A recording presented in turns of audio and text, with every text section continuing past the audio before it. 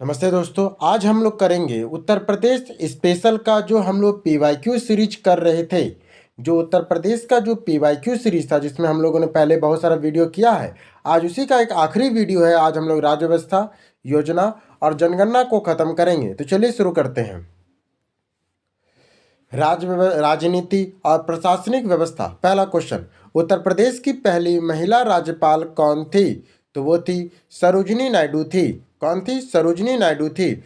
उत्तर प्रदेश की पहली महिला राज्यपाल सरोजिनी नायडू थी। ये देश और राज्य की प्रथम महिला राज्यपाल थी। वर्तमान में कौन है? तो आनंदीबेन मफत भाई पटेल है। आनंदीबेन मफत भाई पटेल है। सर्वाधिक बार उत्तर प्रदेश में कौन राज्यपाल रहे हैं? तो मोहम्मद शफी कुरैशी और BL जोशी रहे हैं। अगला क्वेश्चन आता है, जीरो पॉवर्टी शून्य गरीबी उत्तर प्रदेश अभियान के तहत प्रत्येक ग्राम पंचायत में अत्यंत गरीबी पहचान करने के लिए उपयोग की जाने वाली त्रिस्तरीय तंत्र में महत्वपूर्ण विशेषता क्या है? तो इसकी महत्वपूर्ण विशेषता क्या है? इसकी महत्वपूर्ण विशेषता है एंड टू एंड डिजिटलीकरण और स्वचालित आरक्षित रेटिंग अंतिम चयन निर्धारित करता है।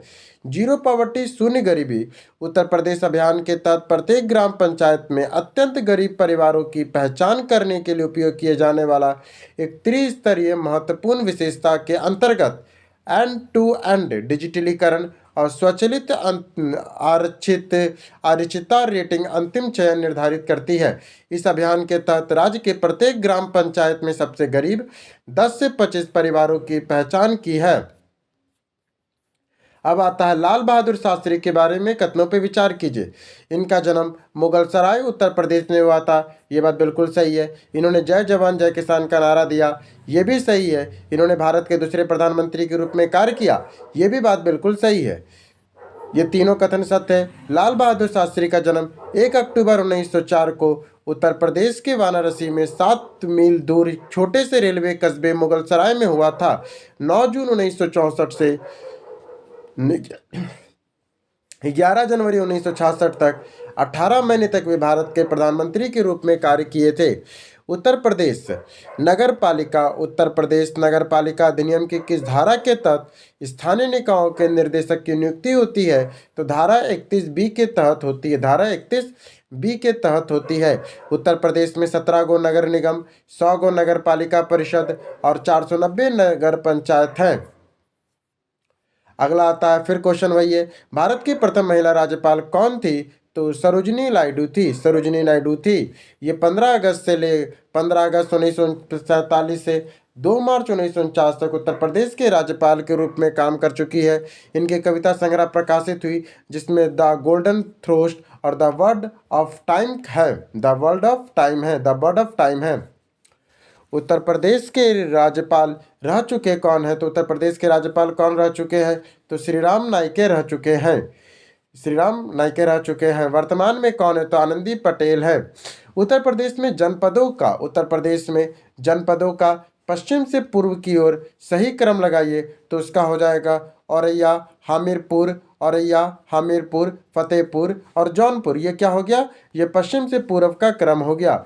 उत्तर प्रदेश में जनपदों का पश्चिम से पूर्व का सही क्रम होगा औरैया, फिर हमीरपुर, फिर फतेहाबाद, फतेहपुर, फिर आता जौनपुर। औरैया, हमीरपुर, फतेहपुर और फिर जौनपुर आता है। उत्तर प्रदेश के 18वें विधानसभा के अध्यक्ष कौन है? तो सतीश महाना है। कौन है? सतीश महाना है। सतीश महाना है। उत्तर प्रदेश के 8वें विधानसभा के अध्यक्ष सतीश महाना, जिनका कार्यकाल 2022 से 27 तक है। उत्तर प्रदेश के विधानसभा का गठन कितनी बार हुआ है? तो 18 बार हुआ है। पहला बार गठन 8 मार्च 1952 को हुआ था। कब हुआ था? 8 मार्च 1952 को हुआ था। वर्तमान में उत्तर प्रदेश के राज्यसभा सीटों की कुल संख्या कितनी है? तो वर्तमान में राज्यसभा की कितनी सीटें हैं? तो राज्यसभा की 31 सीटें। इसमें आंसर नहीं 31 होगा। राज्यसभा की 31 सीटें हैं और लोकसभा की 80 सीटें हैं। राज्यसभा की कितनी है?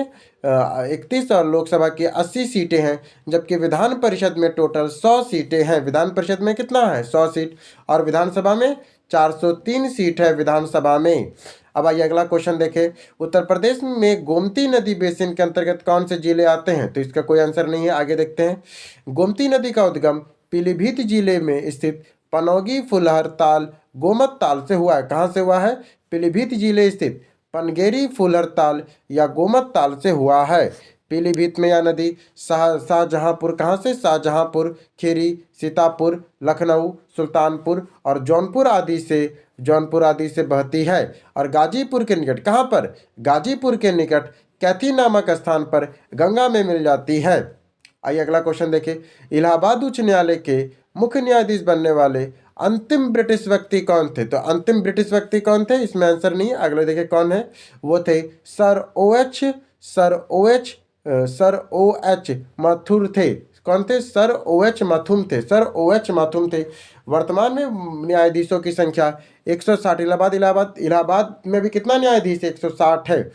उत्तर प्रदेश क्षेत्र पंचायत का अध्यक्ष कौन होता है? तो प्रमुख होता है। जो उत्तर प्रदेश में जो क्षेत्र पंचायत बनता है ना, उसका अध्यक्ष कौन होता है? तो प्रमुख होता है। कौन होता है? प्रमुख होता है। उत्तर प्रदेश क्षेत्र पंचायत का अध्यक्ष ब्लॉक प्रमुख होता है। और त्रिस्तरीय व्यवस्था में द्वितीय स्तर का क्षेत्र पंचायत होता है। ब्लॉक प्रमुख का चुनाव ग्राम सभा द्वारा चुने गए क्षेत्र पंचायत के सदस्यों द्वारा होता है। क्षेत्र पंचायत प्रमुख के विरुद्ध अविश्वास प्रस्ताव 1 वर्ष के भीतर नहीं लाया जा सकता है और ऐसा प्रस्ताव कम से कम 2/3 सदस्यों की सहमति आवश्यक होती है। ललितपुर जिला किसका एक हिस्सा है? तो ललितपुर जिला आपका झांसी डिवीजन का हिस्सा। जो हमारा ललितपुर जिला है ना, वो किसका डिवीजन है? तो वो झांसी डिवीजन का हिस्सा है। ललितपुर जिला झांसी डिवीजन का एक हिस्सा है। ललितपुर जिला तीन तरफ से मध्य प्रदेश की सीमा से घिरा हुआ है। ललितपुर जिला की स्थापना हुई थी 1 मार्च 1974 को। कब हुआ था? 1 मार्च 1974 को झांसी जिले से अलग करके बनाया गया था। आपको बताना है उत्तर प्रदेश की विधानसभा में संख्या के बताना है कि कहाँ पे कितना कितना सदस्य आता है। चलिए एक बार देखते हैं। राज्यपाल, ऐसे पता तो आपको, जैसे आपको पता है कि विधान परिषद में टोटल 100 सदस्य है। उसमें से जो राज्यपाल हैं वो राज्यपाल मनोनीत करते हैं 10 सदस्यों को। स्थानीय निकायों से 36 सदस्य आते हैं। स्थानीय निकायों से कितने आते हैं?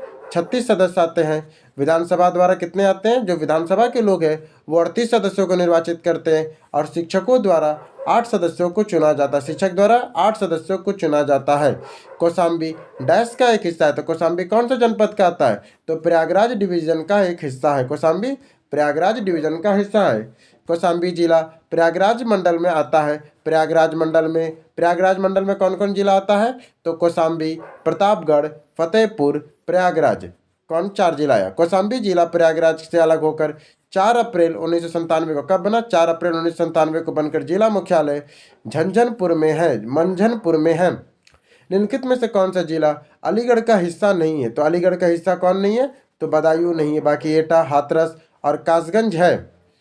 बदायूं अलीगढ़ मंडल में अलीगढ़ आता है, एटा आता है, हाथरस आता है और कासगंज आता है। जबकि बरेली मंडल में बरेली, बदायूं, शाहजहांपुर और पीलीभीत शामिल है। निम्नलिखित में से कौन उत्तर प्रदेश के पिछड़ा वर्ग राज्य आयोग के लिए संसाधनों का सटीक वर्णन करे? तो उसके लिए सटीक वर्णन कौन सा होगा? तो वो है 2014 के संशोधन अधिनियम। 1 अध्यक्ष, 2 उपाध्यक्ष और 25 सदस्य आते हैं। किसमें आते हैं ये लोग? ये सब आते हैं उत्तर प्रदेश पिछड़ा वर्ग राज्य आयोग अधिनियम के अंतर्गत। अगला क्वेश्चन देखते हैं। जिला बनने से पहले शामली किस जिले की तहसील थी? अब इसे किस जिले के रूप में मान्यता प्राप्त है? आपको बताना है कि पहले क्या था। तो ये किस जिले की एक तहसील थी? तो मुजफ्फरपुर जिले की एक तहसील थी। और इसका प्रारंभिक नाम, शामली का पहले का नाम प्रबुद्धनगर था। क्या नाम था?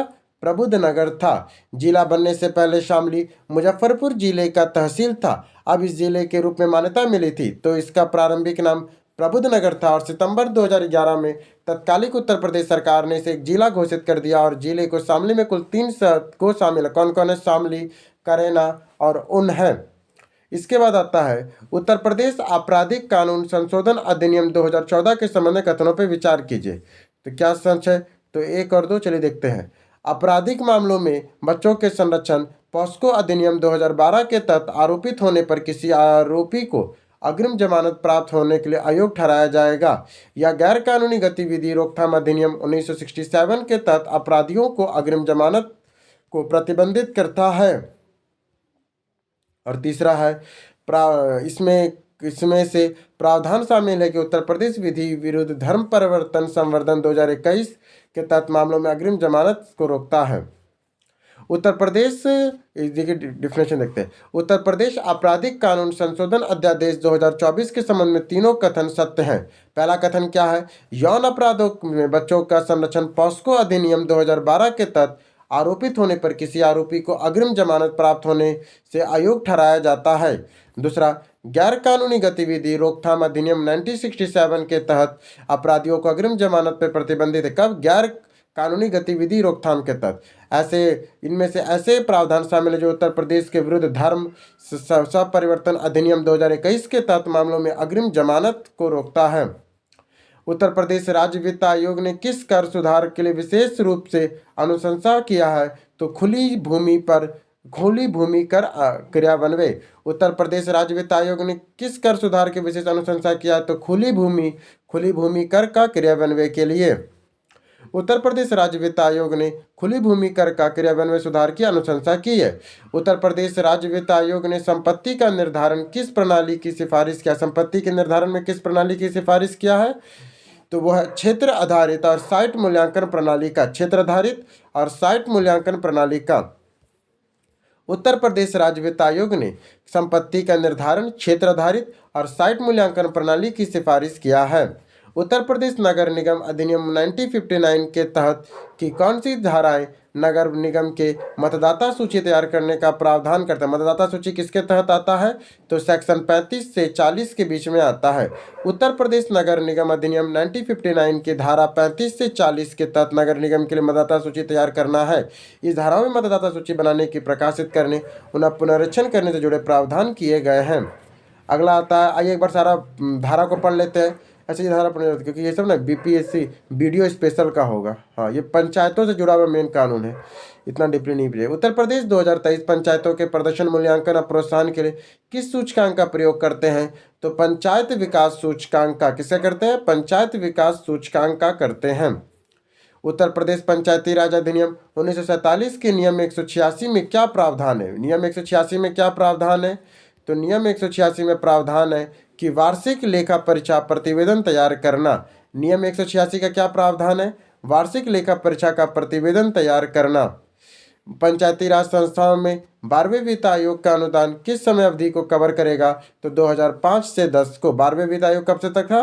5 से 10 के लिए था। उत्तर प्रदेश पंचायती राज अधिनियम के किस अधिनियम के तहत शासित क्षेत्रों में लागू नहीं होता है? तो उत्तर प्रदेश नगरीय नियोजन और विकास अधिनियम 1973 के तहत। उत्तर प्रदेश पिछड़ा क्षेत्र अनुदान निधि के क्रियान्वयन के देखरेख और मौजूदा विकास कार्यक्रमों के साथ किसके अभिसरण को सुनिश्चित करने के लिए कौन सा सरकारी निकाय या मंत्रालय उत्तरदायी है? तो कौन उत्तरदायी है? तो इसके लिए उत्तरदायी है आपका पंचायती राज मंत्रालय और राज्य योजना आयोग जिम्मेदार है। उत्तर प्रदेश में पिछड़ा क्षेत्र अनुदान निधि के क्रियान्वयन की देखरेख और मौजूदा विकास कार्यक्रमों के साथ अभिसरण को सुनिश्चित करने के लिए पंचायती राज मंत्रालय और राज्य योजना आयोग उत्तरदायी है। संविधान के अनुच्छेद 283 के अनुसार पंचायतों के संसाधनों की अनुपूर्ति के लिए राज्य के संचित निधि के संवर्धन हेतु राष्ट्रपति को सिफारिशें कौन करता है? तो सेंट्रल वित्त आयोग, सेंट्रल फाइनेंशियल कमीशन करता है। उत्तर प्रदेश के पंचायती राज अधिनियम के अंतर्गत खंड शब्द का तात्पर्य क्या है? खंड शब्द का तात्पर्य क्या है? तो इसे धारा 3 के तहत निर्दिष्ट क्षेत्र पंचायत का पंचायत क्षेत्र, धारा 3 के तहत निर्दिष्ट क्षेत्र के पंचायतों का पंचायत क्षेत्र कहते हैं। अगला क्वेश्चन है, उत्तर प्रदेश पंचायती राज संस्थाएं पीआरआई के तीनों स्तरों के लेखा परीक्षा के लिए उत्तरदायी प्राथमिक प्राधिकारी कौन है? प्राथमिक प्राधिकारी कौन है तीनों क्षेत्रों के लिए? तो वो है आपका मुख्य लेखा परीक्षा अधिकारी, सहकारी समिति और पंचायत। अगला क्वेश्चन, उत्तर प्रदेश पंचायती राज संस्थाओं के तीनों स्तरों के लेखा परीक्षा के लिए प्राथमिक प्राधिकारी, मुख्य लेखा परीक्षा अधिकारी, सहकारी समिति और पंचायत है, या ग्राम पंचायतों, पंचायत समिति, जिला परिषद की लेखा परीक्षा पर अधिकार रखता है। भारतीय संविधान के किस भाग के अंतर्गत पंचायतों के लिए प्रावधान को शामिल किया गया है? तो भाग 9 में शामिल है। पंचायत किस में शामिल है? भाग 9 में शामिल है। उत्तर प्रदेश लोकायुक्त के बारे में कौन सा कथन सही? उत्तर प्रदेश के लोकायुक्त के बारे में कौन सा कथन सही है, तो कौन सा कथन सही है? सी एक। और कौन सा कथन सही है? तो पहला है आपको उत्तर प्रदेश में एक भ्रष्टाचारी विरोधी संगठन है, ये बात बिल्कुल सही है। और आपका क्या है? विशंबर दयाल उत्तर प्रदेश के पहला लोकायुक्त चुने गए थे, ये भी बात बिल्कुल सही है। आइए इसका डिटेल में पढ़ते हैं। उत्तर प्रदेश भारत के संविधान के अनुच्छेद 201 के अधीन राष्ट्रपति उत्तर प्रदेश की विधानसभा द्वारा पारित उत्तर प्रदेश लोकायुक्त विधेयक 1975 को अनुमति प्रदान की थी। कब किया था? 1975 में अनुमति प्रदान किया था। लोकायुक्त उत्तर प्रदेश राज्य में भ्रष्टाचार विरोधी संगठन है और विशंबर दयाल को प्रथम लोकायुक्त नियुक्त किया गया था। 2008 में उत्तर प्रदेश के किस जिले का नाम बदलकर काशीपुर नगर कर दिया गया था? तो कासगंज का। कब किया गया था? कासगंज का। 2008 में उत्तर प्रदेश के कासगंज जिले का नाम बदलकर उत्तर प्रदेश सरकार ने काशीराम नगर कर दिया था। उत्तर प्रदेश के महत्वपूर्ण राज्य सरकार ने संस्थाओं के बारे में निम्नलिखित में से कौन सा कथन सही है? तो कौन सा कथन सही है? तो आपका पहला कथन सही है। उत्तर प्रदेश लोक सेवा आयोग का गठन 1937 में हुआ था और उत्तर प्रदेश मानवाधिकार आयोग की स्थापना 1936 में की गई थी, ये बात सही है। सूचना आयोग तो 2005 में बनेगा ना। हाँ, उत्तर प्रदेश सूचना आयोग का गठन 14 सितंबर 2005 को किया गया था, जो राज्य सूचना का अधिकार अधिनियम 2005 के तहत है। निम्नलिखित में से कौन सा वर्ष को पुनर्वित कीजिए? जैसे भूमि अर्जन पुनर्वास और पुनर्स्थापन अधिनियम 2013 का है। उत्तर प्रदेश उद्यान खेलों के मैदान खेल स्थान परिचन विनिमय 1975 का है। जनहित गारंटी अधिनियम 2011 का, जनहित गारंटी अधिनियम 2011 का है। रिटेल इन्वेस्टमेंट विकास अधिनियम 2016 का है। उत्तर प्रदेश का उच्च सदन को क्या कहते हैं? उसे हम लोग विधान परिषद कहते हैं। उत्तर प्रदेश का उच्च सदन को क्या कहते हैं? विधान परिषद कहते हैं। संविधान के अनुच्छेद 169 के तहत भारत की संसद किसी भी राज्य की विधान परिषद बना या समाप्त कर सकती है। फिर आता है, हाल ही में मथुरा वृंदावन नगर निगम कितने वार्डों या पवित्र तीर्थस्थलों की घोषित किया गया है? तो 22 को किया गया है। उत्तर प्रदेश विधानसभा के प्रथम अध्यक्ष कौन थे? तो वे थे राजाश्री पुरुषोत्तम दास टंडन थे। कौन थे? राजाश्री पुरुषोत्तम दास टंडन थे। इसके बाद अगला आता है, उत्तर प्रदेश के पहले मुख्यमंत्री कौन थे? तो सुचिता कृपलानी थी। पहली मुख्यमंत्री तो गोविंद बल्लभ पंत थे और सुचिता कृपलानी पहली महिला मुख्यमंत्री थी। पहले मुख्यमंत्री गोविंद बल्लभ पंत थे और महिला में सुचिता कृपलानी थी। किस राज्य में 2014 की लोकसभा में सर्वाधिक सीटें मिला था? तो उत्तर प्रदेश में था, लगभग में 80 सीटें थी। उत्तर प्रदेश विधानसभा में सदस्यों की संख्या कितनी है? अभी 403 है। जब क्वेश्चन बना था तब 404 था, क्योंकि 403 निर्वाचित होता था और एक को मनोनीत करते थे, पर 104वें संविधान संशोधन के बाद ये एक को भी खत्म कर दिया गया, तो अब केवल 403 सदस्य हैं। उत्तर प्रदेश से लोकसभा निर्वाचन क्षेत्रों में कुल संख्या कितनी है? तो 80 है। लोकसभा कितने क्षेत्र है? तो 80 सीट है। उत्तर प्रदेश पंचायती राज संस्था में महिलाओं के लिए कितनी सीटें आरक्षित है? तो 1/3 सीटें आरक्षित है। कितनी सीटें? 1/3 सीटें आरक्षित है। किसके तहत? 243D के तहत है। 243D के तहत। उत्तर प्रदेश लोक सेवा आयोग का एक व्यय को किस पे भारित होता है? भारत के संचित निधि पे। मैंने उत्तर प्रदेश का राज्य लोक सेवा आयोग है ना, उसका व्यय कौन भारित करता है? तो भारत का संचित निधि भारित करता है। अनुच्छेद 315 से 323 तक में देखिए यहाँ क्या लिखा है। अनुच्छेद 322 या प्रावधान है कि राज्य या संघ लोक सेवा आयोग का खर्च जिसमें आयोग के सदस्यों और कर्मचारियों के संबंध में देय वेतन भत्ते और पेंशन भारत के संचित निधि पे भारित होगा। भारत राज्यसभा में उत्तर प्रदेश की कितनी सीटें हैं? तो 31 सीटें हैं और लोकसभा में 80 सीटें हैं। और लोकसभा में कितनी है? 80 सीटें हैं। सबसे कम आयु समय के लिए उत्तर प्रदेश के मुख्यमंत्री कौन रहे थे? तो वे रहे थे चंद्रभान गुप्ता रहे थे। मात्र 20 दिन के लिए वो मुख्यमंत्री बने थे। कितने दिन के लिए? मात्र 20 दिन के लिए वो मुख्यमंत्री बने थे। केवल 20 दिन के लिए मुख्यमंत्री बने। उत्तर प्रदेश 2021 में वर्तमान लोकायुक्त कौन है? तो वो संजय मिश्रा है। अभी भी शायद संजय मिश्रा ही अभी जो अभी चल रहा है उसमें भी अभी वही है। उत्तर प्रदेश के प्रथम लोकायुक्त कौन थे? तो वे थे विशंबर दयाल। विशंबर दयाल हमारे पहले लोकायुक्त। अभी कौन है? अभी संजय मिश्रा जी हैं। संजय मिश्रा सर है। अगला देखिए, उत्तर प्रदेश उच्च न्यायालय के कैसे कार्य निर्धारित किया? उत्तर प्रदेश उच्च न्यायालय को कैसे कार्य निर्धारित है? तो इसका न्यायपीठ तो इसका न्यायपीठ इलाहाबाद में है, इसका न्यायपीठ इलाहाबाद में है, और इसका एक न्यायपीठ लखनऊ में भी है। उत्तर प्रदेश उच्च न्यायालय का मुख्य पीठ इलाहाबाद में है और इसका एक खंडपीठ लखनऊ में है। इलाहाबाद उच्च न्यायालय की स्थापना 1866 में हुई थी। उत्तर प्रदेश के पहले मुख्यमंत्री कौन थे? पहले मुख्यमंत्री गोविंद बल्लभ पंत थे और महिला मुख्यमंत्री सुचेता कृपलानी थी। जिला पंचायत के अध्यक्ष और उपाध्यक्ष का चुनाव कैसे होता है? तो गुप्त मतदान के होता है। जिला पंचायत के अध्यक्ष और उपाध्यक्ष का चुनाव कैसे होता है? तो गुप्त मतदान के द्वारा होता है। उत्तर प्रदेश के गृह विभाग का पदावधि किसने संभाला है? तो अभी संजय प्रसाद जी ही हैं। अगला आता है आपका उत्तर प्रदेश राजस्व संहिता 2006 की परिभाषा के तहत कृषि मजदूर को किस रूप में चिन्हित किया गया? तो कृषि मजदूर के रूप में किस रूप में चिन्हित किया गया है? इस वह व्यक्ति जिसकी आजीविका का मुख्य स्रोत कृषि भूमि पर श्रमिक श्रम हो।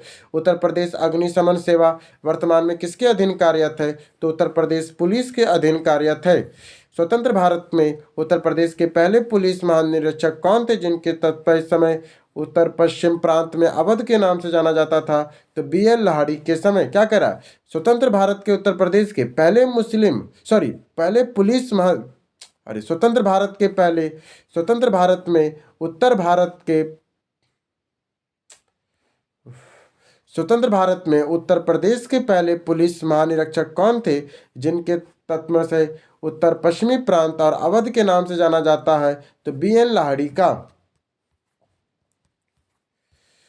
निम्नलिखित में से कौन उत्तर प्रदेश के पंचायती राज के संदर्भ में सही है? तो यूपी के पंचायती राज अधिनियम 1947 को अस्तित्व में आया, यह बात बिल्कुल सही है। यूपी में क्षेत्र पंचायत और जिला पंचायत अधिनियम 1961 में पारित हुआ, यह भी बात बिल्कुल सही है। तो दोनों इसमें सही है, दोनों सही है। उत्तर प्रदेश राजस्व संहिता 2006 के अनुसार राज्य सरकार प्रत्येक जिले में कितने क्लस्टर सहायक और अतिरिक्त कलेक्टर शामिल नहीं को नियुक्त करेगी? तो मात्र एक को करेगी। कितने? एक को करेगी। उत्तर प्रदेश राजस्व संहिता 2006 के अनुसार राज्य सरकार प्रत्येक जिले में एक कलेक्टर जिसमें सहायक और अतिरिक्त कलेक्टर शामिल नहीं को नियुक्त करेगी। फिर आता है वर्तमान इलाहाबाद उच्च न्यायालय के न्यायाधीशों की स्वीकृत संख्या कितनी है? तो वो 160 है। कितने हैं? 160 है। और इलाहाबाद उच्च न्यायालय की स्थापना कब हुई थी? तो 17 मार्च 1866 को हुआ था। फिर आता उत्तर प्रदेश पुलिस की टैगलाइन क्या है? सुरक्षा आपकी संकल्प हमारा। सुरक्षा आपकी संकल्प हमारा। इसके बाद आता है UPSSF का पूरा नाम क्या है? तो Uttar Pradesh special security force. Uttar Pradesh special security force. इसका गठन सितंबर 2020 को हुआ था। अगला क्वेश्चन आता है अक्टूबर 2021 में उत्तर प्रदेश राज्य में कुल कितने नगर निगम हैं? तो 17 गो नगर निगम है। 17 गो नगर निगम है और नगर परिषदों की संख्या 200 तथा नगर पंचायत 545 है। उत्तर प्रदेश में संसद में उत्तर प्रदेश के प्रतिनिधि के संदर्भ में कौन सा कथन सही है? राज्यसभा में उत्तर प्रदेश के 31 सीटें हैं और लोकसभा में 80 सदस्य उत्तर प्रदेश से निर्वाचित होते हैं, यह बात भी बिल्कुल सही है। उत्तर प्रदेश में ऑनलाइन वित्तीय धोखाधड़ी रिपोर्ट करने वाले व्यक्तियों के लिए साइबर क्राइम हेल्पलाइन नंबर में शिकायत करने की समय सीमा क्या है? तो 24 घंटे के भीतर आपको रिपोर्ट करना होता है। उत्तर प्रदेश में साइबर अपराध मुख्यालय कहाँ स्थित है? तो लखनऊ में है। साइबर अपराध मुख्यालय कहाँ पर है? तो ये लखनऊ में है। Uttar Pradesh women power line WLPL के लिए संपर्क नंबर कितना है? तो 1090 है। वुमेन लोग किसमें हेल्पलाइन कर सकती है? 1090 में कर सकती है। 1090 में। Uttar Pradesh women power line W का नंबर 1090 है। पुलिस कंट्रोल रूम का 100 है। यातायात पुलिस का 1095 है। चाइल्ड हेल्पलाइन का 1098 है। साइबर अपराध का 1030 है। साइबर अपराध का 1030 है। निम्नलिखित में से उत्तर प्रदेश की आय के स्रोतों में कौन सा अपवाद है? तो उत्तर प्रदेश के पंचायतों में कहाँ से आय का स्रोत होता है? उत्तर प्रदेश में पंचायतों का आय के प्रमुख स्रोत निम्न है। प्रांतीय सरकार प्राप्त अनुदान, पशु और वाहनों पर लगाया जाने वाला कर है। अस्थायी बाजारों में माल की बिक्री पर कर, कृषि भूमि पर विशिष्ट उद्देश्यों के लिए कर, भवन कर, जल कर, गांव के बाजारों में मेलों में लगाया जाने वाला आदि कर है। उत्तर प्रदेश के लोकायुक्त निम्नलिखित में से किसे अपना त्याग पत्र संबोधित करते हैं? तो उत्तर प्रदेश के राज्यपाल को। उत्तर प्रदेश के राज्यपाल को। यूपी में ग्राम प्रधान के निर्वाचन होता है। उत्तर प्रदेश में ग्राम पंचायत का कैसे निर्वाचन होता है? तो पंचायत की सीमा के क्षेत्र के निर्वाचित सूची में सम्मिलित सभी निर्वाचकों के द्वारा। अगला देखिए क्या कहता है, देखिए भारतीय संविधान के भाग 9 में पंचायतों के चुनाव का उल्लेख किया गया। ग्राम स्तर पर ग्राम प्रधान का निर्वाचन पंचायत सीमा के क्षेत्र में निर्वाचित सूची में सम्मिलित सभी निर्वाचकों द्वारा किया जाता है। उत्तर प्रदेश में नगरों के निम्नलिखित समूहों में से कौन सा सही है जहां मेयर प्रणाली स्थापित है? तो वह लखनऊ है, अलीगढ़ है, मुरादाबाद है और मेरठ है। उत्तर प्रदेश में 17 गो नगर एक मिनट, उत्तर प्रदेश में कौन है सही पर? ठीक है, उत्तर प्रदेश में दी गई सूची मुख्यमंत्री को सुभेवित किया तो उनके मुख्यमंत्री काल के सही क्रम में अगर चुनिए तो उसका सही क्रम क्या क्या है? उसका सही क्रम है संपूर्णानंद, फिर चंद्रभानु गुप्ता है, फिर चरण सिंह है, फिर टी एन सेन है। संपूर्णानंद 1954 से 60 तक, चंद्रभानु गुप्ता 60 से 63, चरण सिंह 67 से 68, टी.एन. सिंह 70 से 71 है। फिर आते पीएसी विद्रोह के समय उत्तर प्रदेश के मुख्यमंत्री कौन थे? कमलापति त्रिपाठी थे। पीएसी विद्रोह के समय उत्तर प्रदेश के मुख्यमंत्री कौन थे? कमलापति त्रिपाठी थे। फिर आता है यूपी के समय समय पर दिए गए नामों को संबंधित को सुमेलित करे और कूटों का प्रयोग करे। तो कौन सा नाम कब रहा था? ठीक है, तो चलिए शुरू करते हैं। उत्तर पश्चिमी प्रांत 1836 में। उत्तर पश्चिमी प्रांत कब नाम था? 1836 में था। आगरा अवध का संयुक्त प्रांत 1877 में। आगरा अवध का संयुक्त प्रांत 1877 में, संयुक्त प्रांत 1937 में और उत्तर प्रदेश 1950 में बना था। आपका उत्तर पश्चिमी प्रांत 1836 में, उत्तर पश्चिम प्रांत 1836 में, उत्तर पश्चिम आगरा और अवध प्रांत 1877 में, उत्तर संयुक्त प्रांत आगरा और अवध 1902 में, संयुक्त प्रांत यूनाइटेड प्रोविंस 1937 में और उत्तर प्रदेश 24 जनवरी 1950 को बना था। यूनाइटेड प्रोविंस कब उत्तर प्रदेश बना? तो 1950 को उत्तर प्रदेश यूनाइटेड प्रोविंस उत्तर प्रदेश बना। उत्तर प्रदेश की विधानसभा में वित्त विधेयक को कितने दिन विलंबित कर सकता है? तो 14 दिन तक विलंबित कर सकता है। उत्तर प्रदेश में जनहित गारंटी अधिनियम 2011 के प्रावधान लोगों को प्रतिदिन आवश्यकता के संबंधित के उपलब्ध कराता है। तो क्या क्या उपलब्ध कराता है? तो एक सहज तरीके से, एक समयबद्ध तरीके से 13 चिन्हित चिन्हों पर ब्रेक इवन आर्थिक सिद्धांतों पर।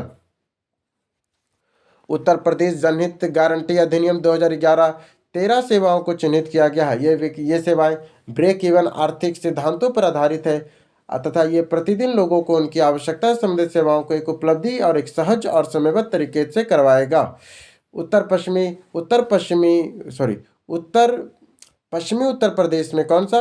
पश्चिमी उत्तर प्रदेश में निम्नलिखित में से कौन सा एक समुदाय है जो खाप पंचायत व्यवस्था का एक परंपरागत सामाजिक संगठन के रूप में पाया जाता है? तो जाट में पाया जाता है। किसमें? जाट समुदाय में। फिर आता है उत्तर प्रदेश के किस क्षेत्र पंचायत का सदस्य है? तो ये आपका मध्य क्षेत्रीय पंचायत का सदस्य। किसका है? मध्य क्षेत्रीय पंचायत का सदस्य। एक बार चलिए हम सारा क्षेत्रीय परिषद को देख लेते हैं। पूर्वी क्षेत्रीय परिषद में बिहार, झारखंड, उड़ीसा, सिक्किम और पश्चिम बंगाल आता है। पश्चिमी क्षेत्रीय परिषद में गोवा, गुजरात, महाराष्ट्र, दमन और दीव और दादरा नगर हवेली आता है। उत्तर क्षेत्रीय परिषद में चंडीगढ़, हरियाणा, हिमाचल प्रदेश, जम्मू एंड कश्मीर, लद्दाख, पंजाब, राजस्थान और दिल्ली आता है। दक्षिण क्षेत्रीय परिषद में आंध्र प्रदेश, कर्नाटक, केरल, पुडुचेरी और तमिलनाडु, तेलंगाना आता है। जबकि मध्य क्षेत्रीय परिषद में छत्तीसगढ़, मध्य प्रदेश, उत्तरी प्रदेश और उत्तराखंड आता है। निम्नलिखित में से कौन सा भारत के उत्तर क्षेत्रीय परिषद का सदस्य नहीं है? तो कौन नहीं है उत्तर क्षेत्रीय का? उत्तर प्रदेश क्योंकि मध्य परिषद में आता है, पर हरियाणा, पंजाब और राजस्थान आता है उत्तर क्षेत्रीय परिषद में। नीचे दिए गए युग्मों को मिलाना है तो लखनऊ एक छावनी परिषद है। लखनऊ कैसा है? लखनऊ छावनी परिषद है। कानपुर नगर निगम है, गाजियाबाद नगर निगम है, काकोरी नगर पंचायत है। काकोरी क्या है? नगर पंचायत है। फिर आता है उत्तर प्रदेश के नगरों में महापौर का निर्वाचन होता है सीधे नगर के निर्वाचकों के द्वारा होता है। उत्तर प्रदेश में नगरों का महापौर का निर्वाचन सीधे नगर के निर्वाचकों द्वारा होता है। महापौर किसी नगर के प्रशासक को कहते हैं।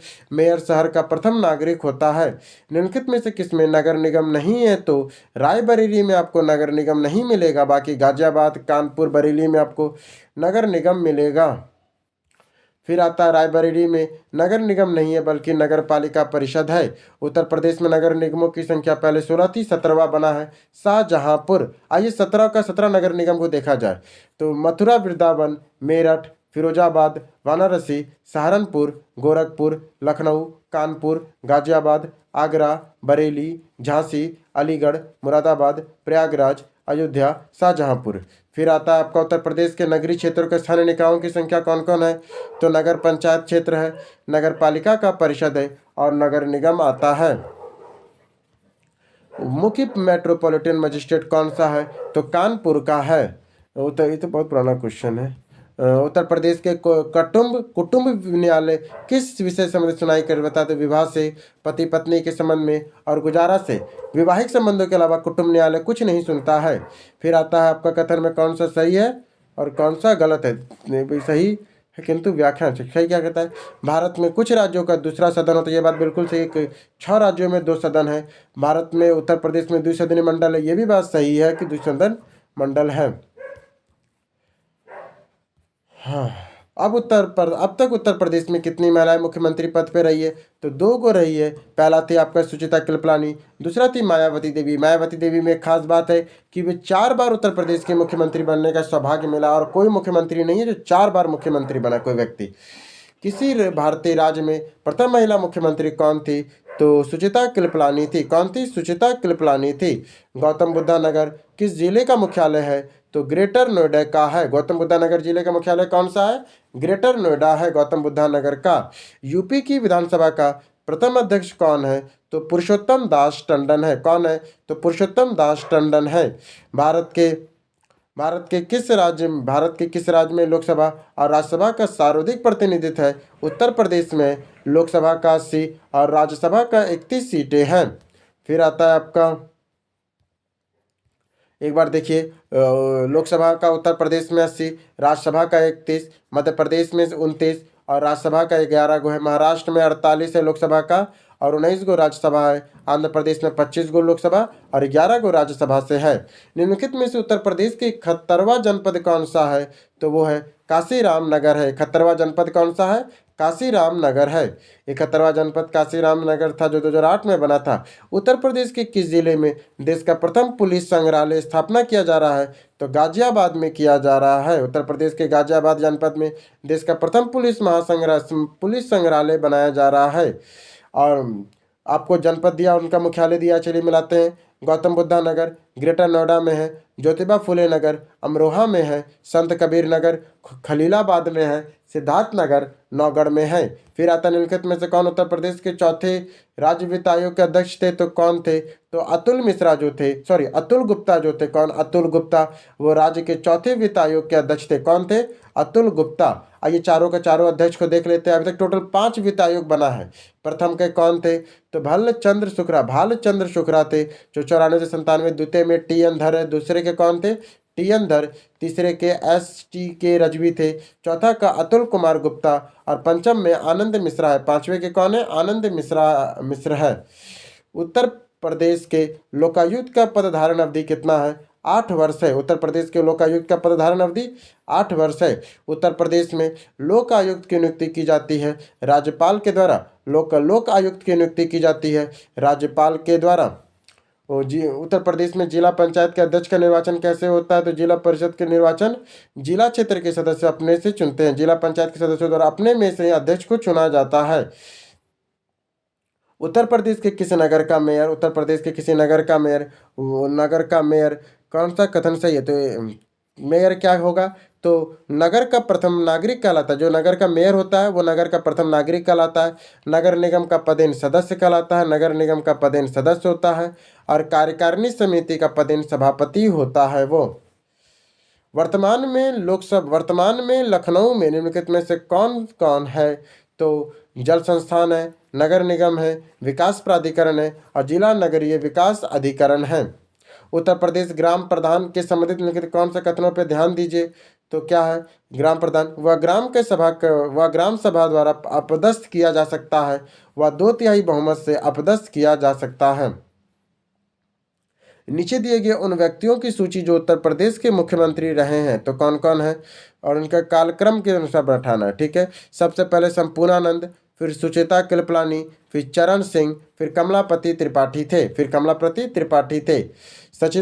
संपूर्णानंद थे वो 54 से लेकर 60 तक, सुचिता कृपलानी 63 से लेकर 67 तक, चौधरी चरण सिंह 67 से 68 और कमलापति त्रिपाठी 71 से 73 तक मुख्यमंत्री रहे हैं। अब आइए जनपद और उनका मुख्यालय है।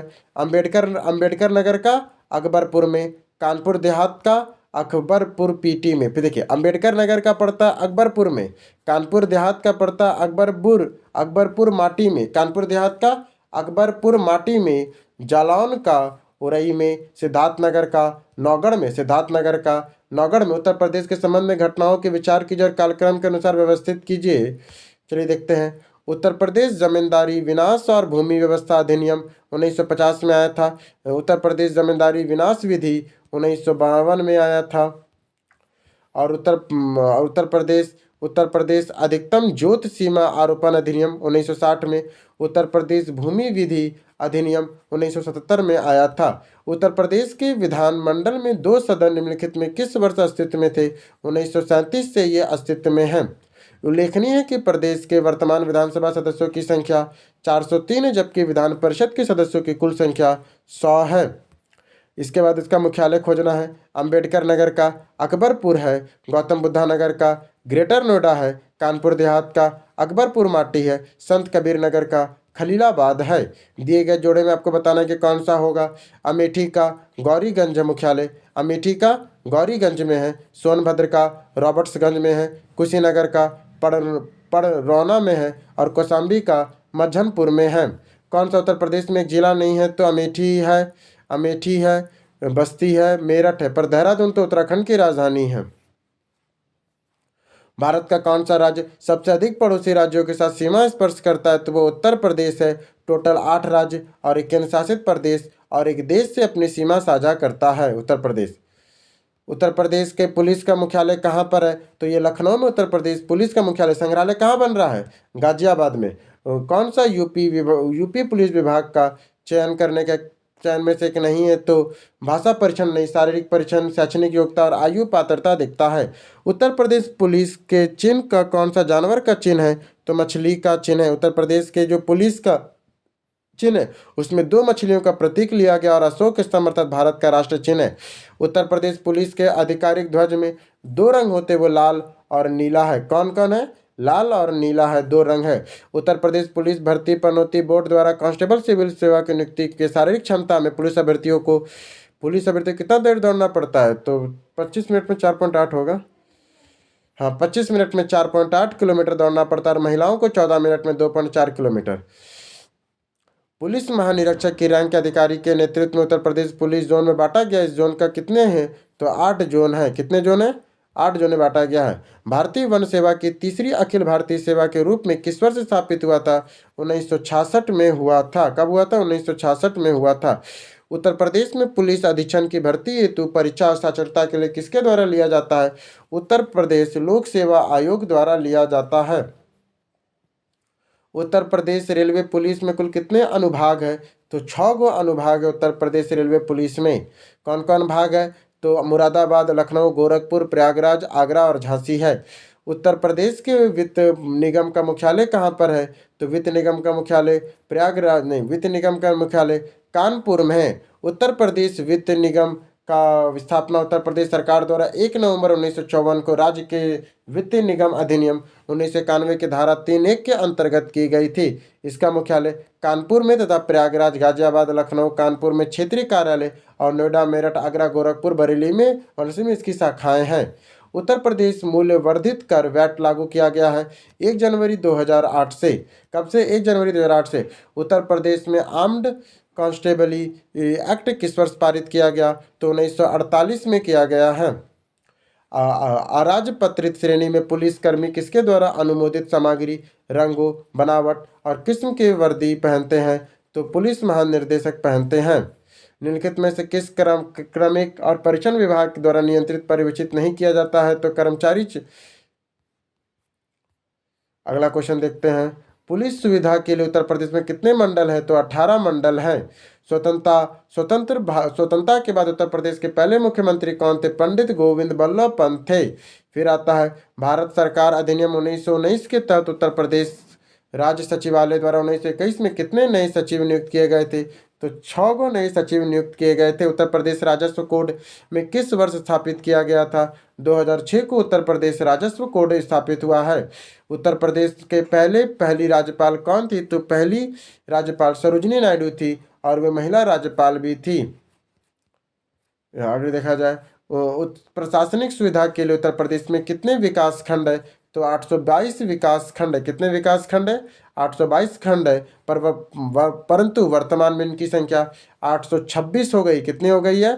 तो 826। अगर देखा जाए ऐसे तो वर्तमान में उत्तर प्रदेश में कुल 18 मंडल, 75 जिला, 826 ब्लॉक हैं। कितना? 18 मंडल, 75 जिला, 826 ब्लॉक हैं। पुलिस द्वारा तैयार किए गए लिखित दस्तावेज FIR का पूर्ण रूप क्या होता है? फर्स्ट इंफॉर्मेशन रिपोर्ट है। किस जिले में भू राजस्व प्रशासन के प्रभारी प्रमुख अधिकारी कौन होते हैं? तो जिला कलेक्टर होते हैं। जिला अधिकारी कलेक्टर जिले के भू राजस्व प्रशासन के प्रमुख प्रभारी अधिकारी होते हैं। तालुका स्तर पे उसके द्वारा साथ पंजीकृत प्रत्येक दस्तावेज की प्रतियां रखा जाता है।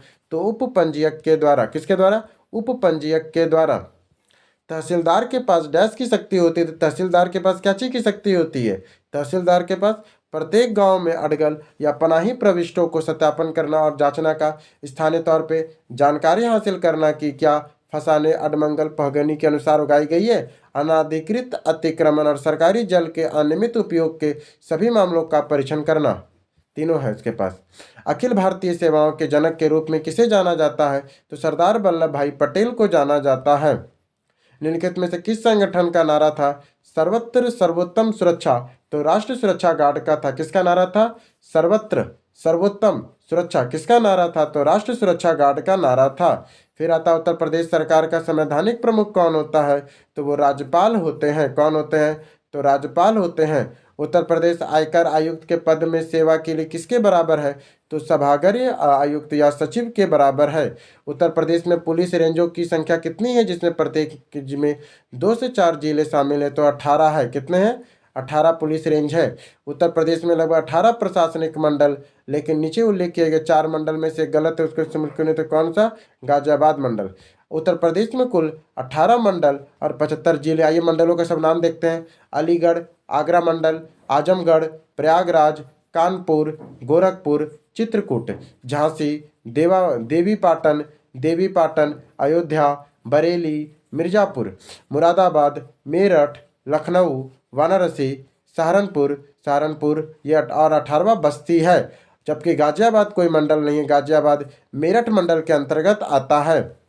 निम्नलिखित में से उत्तर प्रदेश के किस शहर में भारतीय प्रौद्योगिकी संस्थान स्थित है? तो वो कानपुर में है। कानपुर में आपका IIT है ना, तो वही बोल रहा है। IIT भारतीय प्रौद्योगिकी संस्थान कानपुर और काशी हिंदू विश्वविद्यालय प्रौद्योगिकी संस्थान जैसे IIT BHU कहते हैं, जिसको 2012 में यह दर्जा दिया गया है। उत्तर प्रदेश में कितने प्रशासनिक मंडल है? तो 18 मंडल। 18 का भी हम लोग पढ़े थे। फिर आता है आपका ऐसे ऐसे भी याद रख सकते हैं आप लोग। संभाग देखा जाए तो कानपुर, लखनऊ, मेरठ में 6 जिले आते हैं।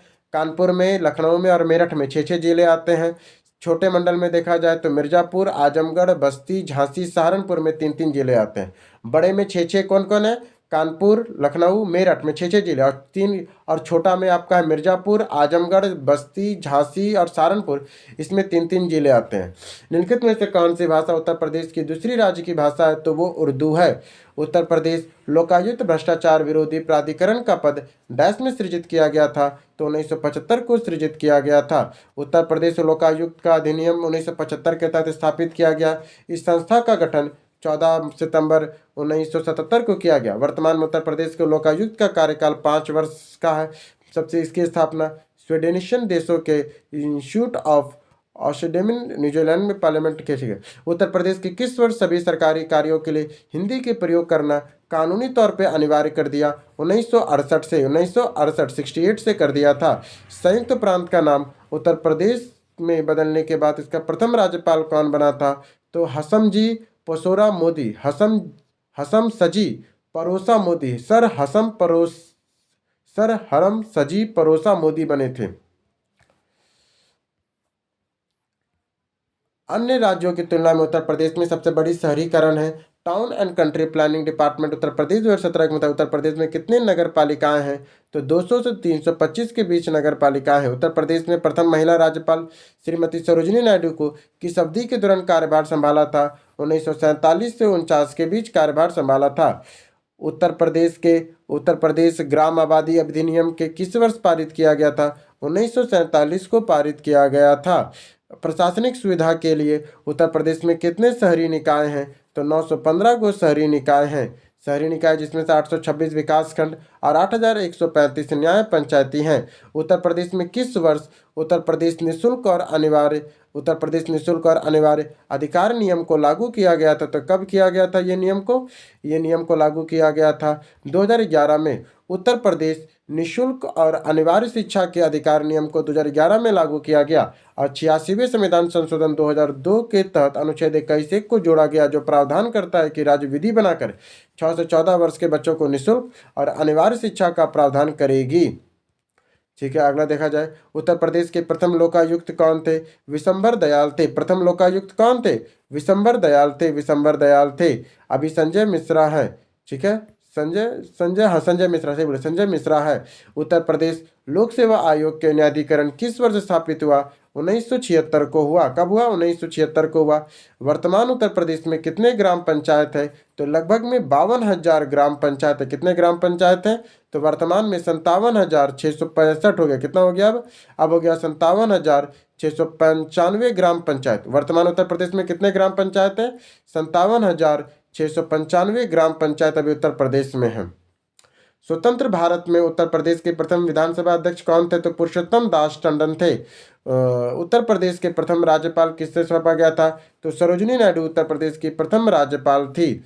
निम्नलिखित में से कौन सी भाषा उत्तर प्रदेश की 2 राजभाषाओं में से एक है। तो हिंदी और उर्दू है। यहाँ पे उर्दू है तो उर्दू लेंगे। उत्तर प्रदेश की प्रथम महिला मुख्यमंत्री कौन थी। तो सुचिता कुलपलानी थी। इसके बाद कौन बनी। मायावती देवी बनी, जो 4 बार बनी थी मुख्यमंत्री। किसमें, और ये इकलौती मुख्यमंत्री जो 4 बार बनी उत्तर प्रदेश में। किसने उत्तर प्रदेश राज्य में राज्यपाल का पदभार कभी नहीं संभाला है। तो चंद्रभानु गुप्ता ने कभी नहीं संभाला। बाकी HB मोदी, कन्हैया लाल, मणिलंका लाल मुंशी और बुगुल रामकृष्ण राव संभाले हैं।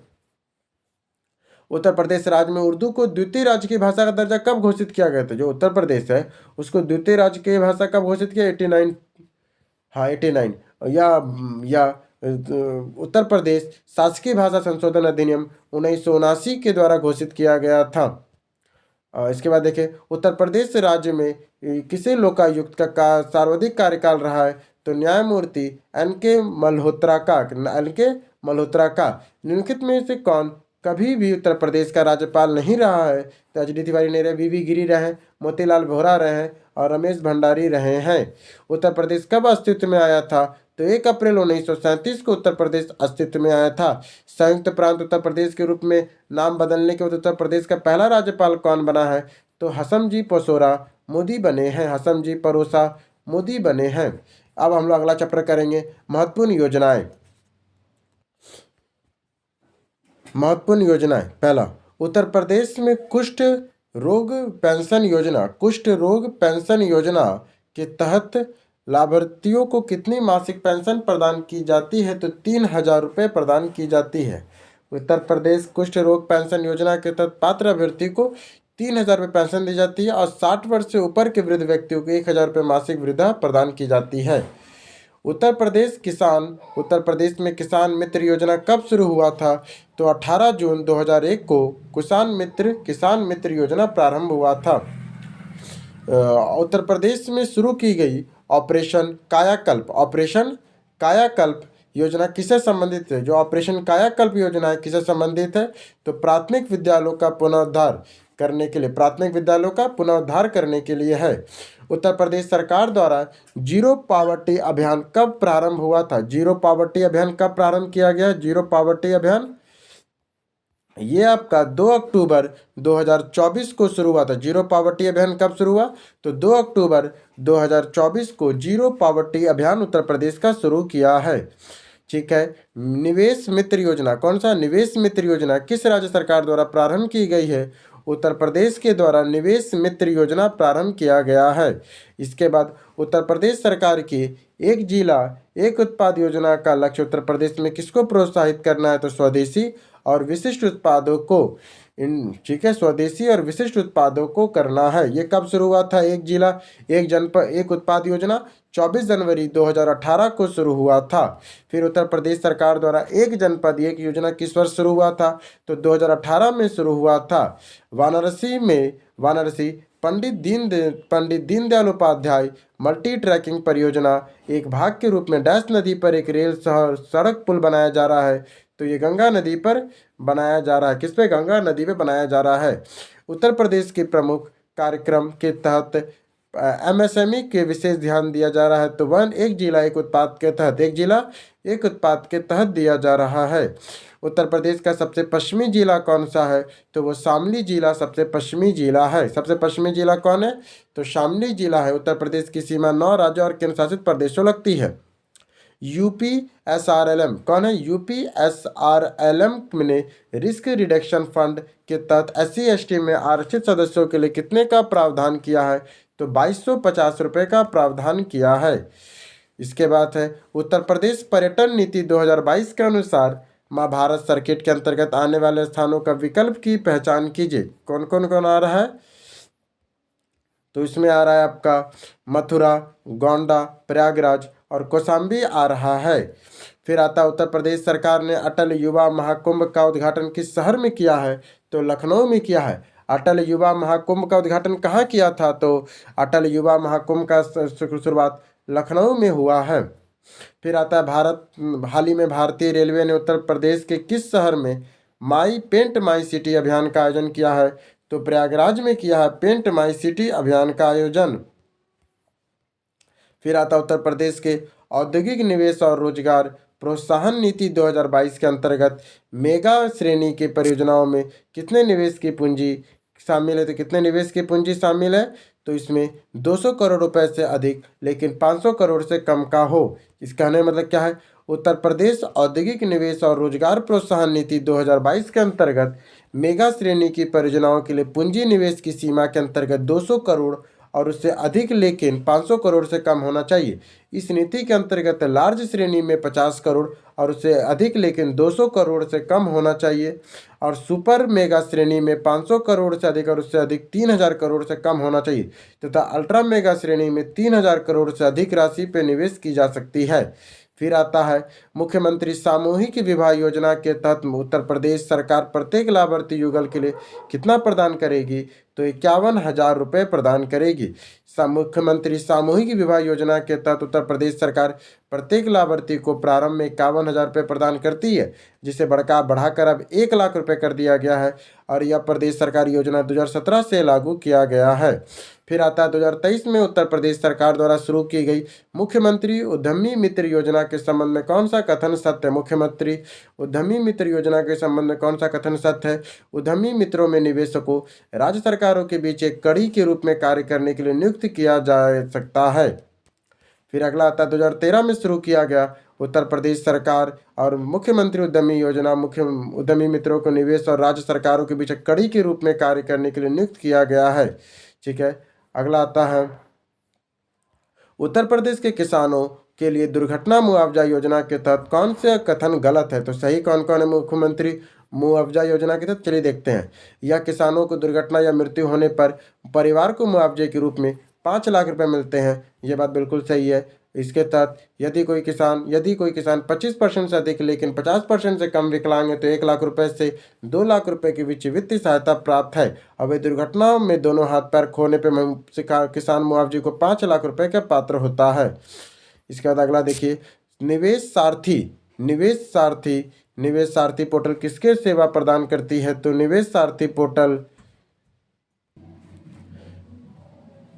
निदान निवेश सारथी पोर्टल द्वारा निम्नलिखित में से कौन सी सेवा प्रदान की जाती है? निवेश सारथी पोर्टल द्वारा कौन सी सेवा प्रदान नहीं की जाती? तो कौन कौन सी सेवा की जाती है?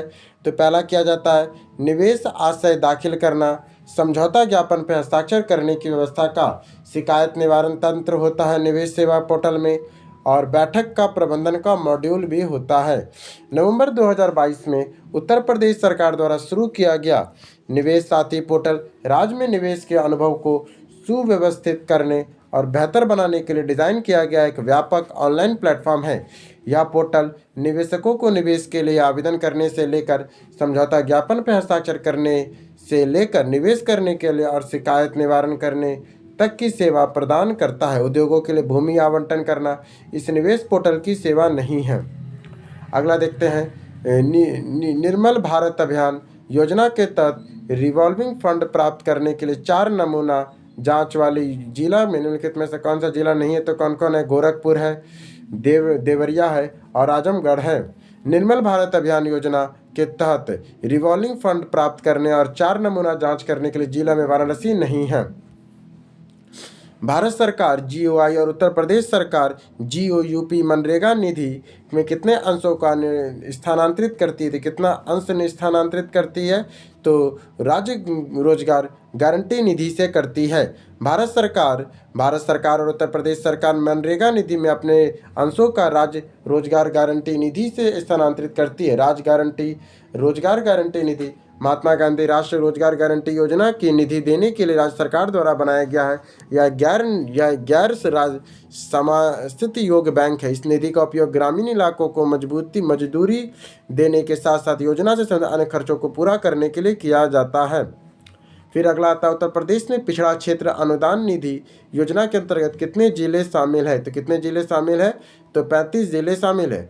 उत्तर प्रदेश में पिछड़ा क्षेत्र अनुदान निधि योजना के अंतर्गत 35 जिले शामिल है। योजना का उद्देश्य विकास कार्यों के लिए ऐसे क्रिटिकल गैप को पूरा करना जो अन्य योजनाओं में छूट गए हैं। किस योजना का उद्देश्य उत्तर प्रदेश में गाँव में लौटने वाले प्रवासी श्रमिकों को रोजगार प्रदान करना है? तो किसका है? तो वो है आपका गरीब कल्याण रोजगार अभियान है। गरीब कल्याण रोजगार अभियान का उद्देश्य उत्तर प्रदेश के गांव में लौटने वाले प्रवासी श्रमिकों को रोजगार प्रदान करना है। यह योजना 20 जून 2020 को 125 दिनों की अवधि के लिए शुरू की गई थी। योजना में 50,000 करोड़ रुपए के समाधान शामिल थे ताकि गांव में प्रवासी श्रमिकों और ग्रामीण क्षेत्रों को इसी तरह के प्रभावित नागरिकों के लिए रोजगार के अवसर बढ़ावा मिल सके। निम्नलिखित में से कौन सी पहल उत्तर प्रदेश सरकार के ग्रामीण विद्युतीकरण का रणनीति का एक हिस्सा है? तो कौन सा है? तो वो है सौभाग्य योजना। उत्तर प्रदेश में ग्रामीण विद्युतीकरण का प्रमुख हिस्सा है सौभाग्य योजना। उत्तर प्रदेश मुख्यमंत्री बाल सेवा योजना विशेष रूप से बनाई गई है। किसके लिए बनाया गया है? तो बाल जो सेवा ये शायद कोविड के बच्चों में, हाँ, कोविड में जिन बच्चों के माता पिता खोया उन्हें वित्तीय सहायता देने के लिए यह बनाया गया है। उत्तर प्रदेश की योजना निर्भय एक पहल किसके सशक्तिकरण के लिए है? तो महिलाओं के सशक्तिकरण के लिए है। निम्नलिखित में से उत्तर प्रदेश के किस शहर में स्फूर्ति फंड ऑफ ट्रांजिशन योजना के तहत एक कुंभकारी क्लस्टर स्थापित किया जा रहा है? तो वाराणसी में किया जा रहा है। उत्तर प्रदेश में वाराणसी में स्फूर्ति योजना के तहत कुंभकार क्लस्टर स्थापित किया गया। यह लघु सूक्ष्म और मध्यम उद्योग मंत्रालय ने पारंपरिक उद्योगों और कारीगरों के समूह को संगठित करने और उनकी आय बढ़ाने के लिए scheme for fund for resolution for traditional industry को लागू किया है। उत्तर प्रदेश में उद्यम स्थापित करने में इच्छुक उम्मीदवारों के लिए एक वेब आधारित ऑनलाइन सुविधा है तो निवेश मित्र है। उत्तर प्रदेश सरकार ने राज्य में उद्यम स्थापित करने के लिए उद्यमियों की सहायता के लिए निवेश मित्र अब वेब आधारित सुविधा शुरू की है। निम्नलिखित में से कौन सी योजना निम्न आय वर्गों के बालिका को जन्म के बाद वित्तीय सहायता प्रदान करती है? तो भाग्य लक्ष्मी योजना। कौन करती है? भाग्य लक्ष्मी योजना करती है। उत्तर प्रदेश में प्राथमिक शिक्षा के लिए स्कूल चलो अभियान कब प्रारंभ हुआ?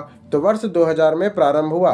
उत्तर प्रदेश में प्राथमिक शिक्षा के लिए स्कूल चलो अभियान सन 2000 में शुरू किया गया और 6 से 11 वर्ष और 11 से 14 वर्ष के सभी बच्चों को प्रारंभिक शिक्षा के लिए स्कूल चलो अभियान उत्तर प्रदेश द्वारा शुरू किया गया है।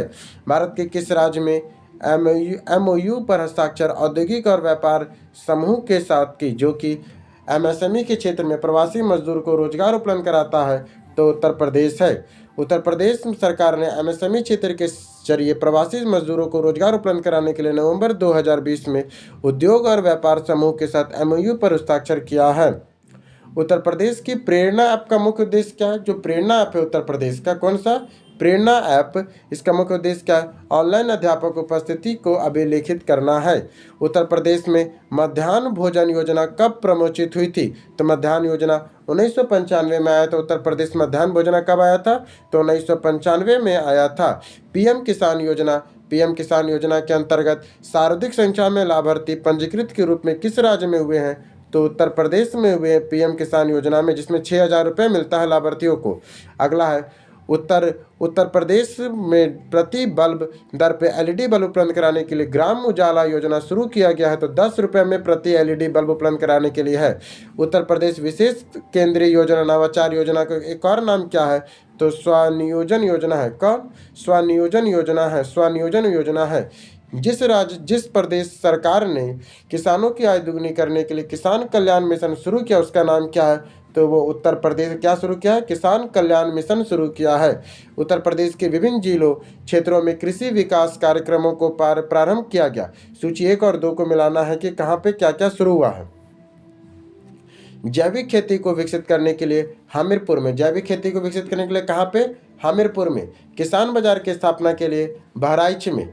तिल प्रसंस्करण संयंत्र के लिए बुंदेलखंड में। और भूमि सेना योजना के लिए बिजनौर में। भूमि सेना योजना के लिए बिजनौर में किया है। उत्तर प्रदेश में एक प्रमुख कार्यक्रम जिसमें इनमें से कौन सा, जिसका उद्देश्य सभी वर्गों के महिलाओं के लिए विभिन्न समूह बुनियादी सुविधा के माध्यम से महिला सशक्तिकरण, सुरक्षा और स्वायत्ता प्रदान करना है। तो कौन सा है? तो वो है आपका मिशन शक्ति के तहत है। मिशन शक्ति के तहत है। यूपी के कुष्ठ रोग पेंशन योजना के लाभार्थियों को कितना मासिक अनुदान प्रदान किया जाएगा? तो 3,000 रुपये मासिक अनुदान प्रदान किया जाएगा। निम्नलिखित में से कौन सा व्यापक और पारदर्शी पहल है जिसका उद्देश्य उत्तर प्रदेश राज्य में महिलाओं की सुरक्षा, सलामती और आत्मनिर्भरता के लिए सशक्त बनाना है?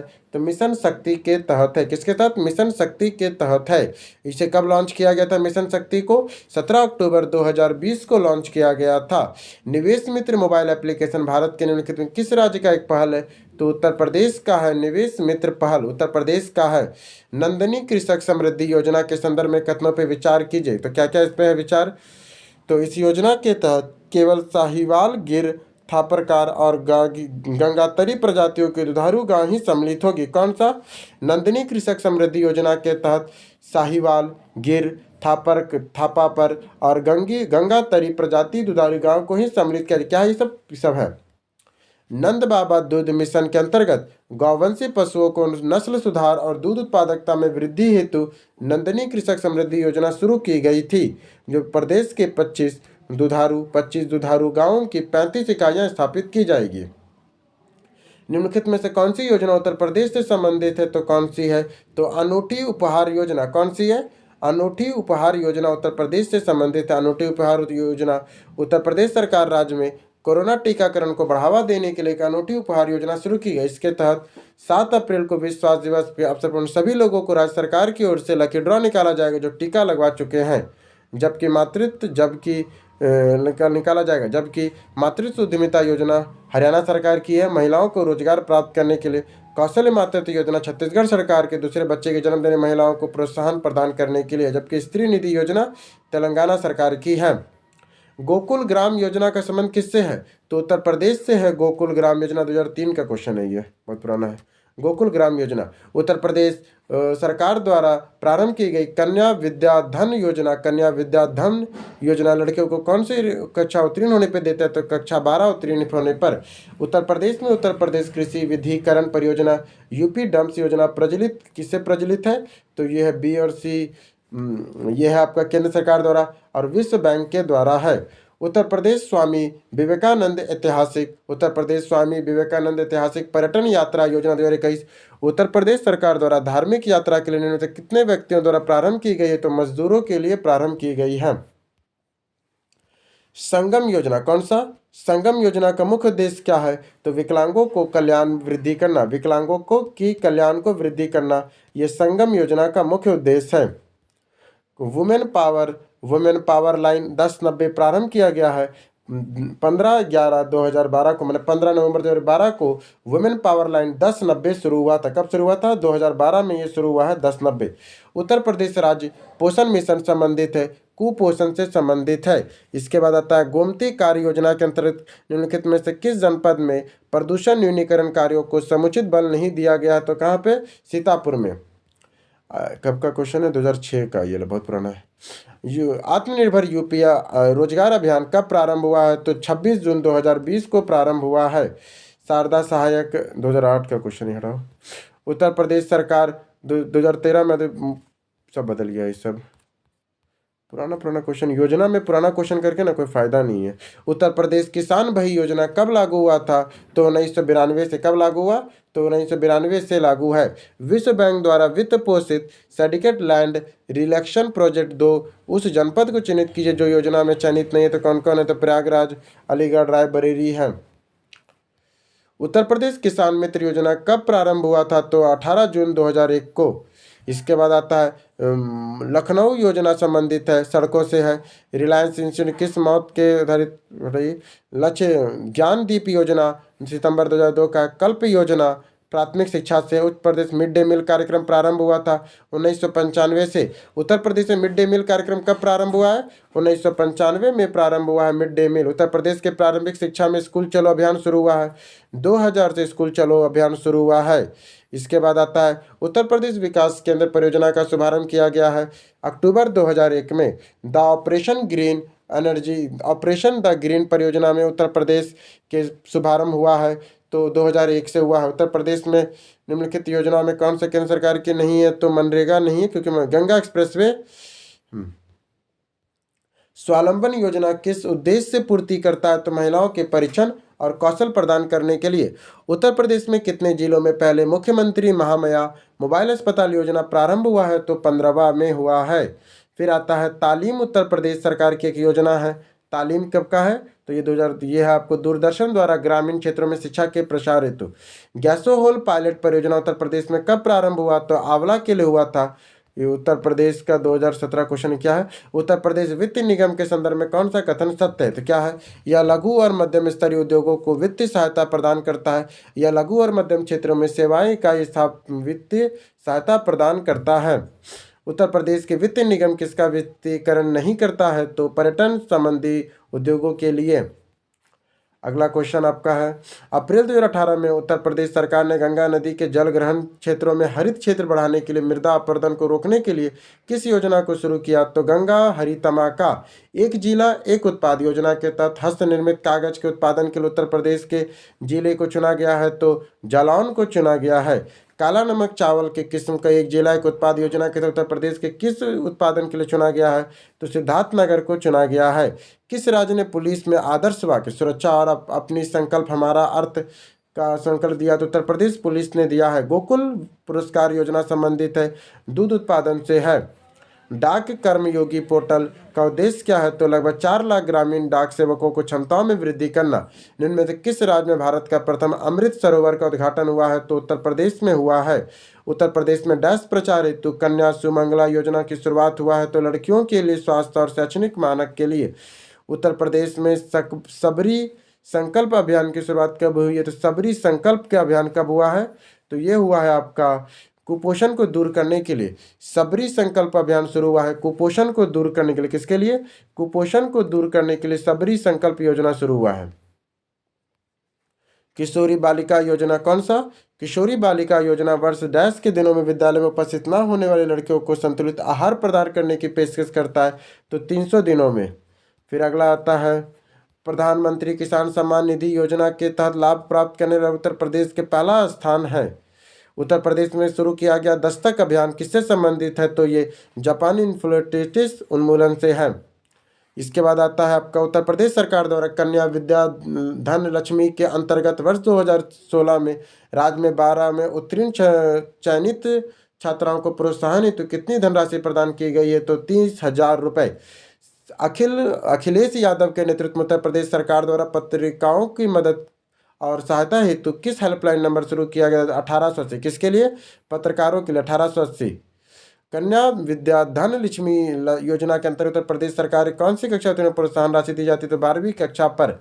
हाल ही में समाजवादी सरकार द्वारा उत्तर प्रदेश राज्य में वृद्धावस्था पेंशन राशि कितनी बढ़ाकर कर दी गई है? तो ये तो बदल गया पूरा का पूरा ही, अब तो 1000 रुपये मिलता है। उत्तर प्रदेश सरकार द्वारा समाजवादी पेंशन योजना कब शुरू हुआ था? तो जनवरी 2014 में प्रधानमंत्री मोदी ने स्टैंड अप इंडिया स्कीम को प्रारंभ किया था, आपका नोएडा से शुरू किया था। उत्तर प्रदेश सरकार ने एक जिला उत्पाद योजना के उत्तर प्रदेश में किसके लिए? स्वदेशी और विशिष्ट उत्पादनों को प्रोत्साहन के लिए था।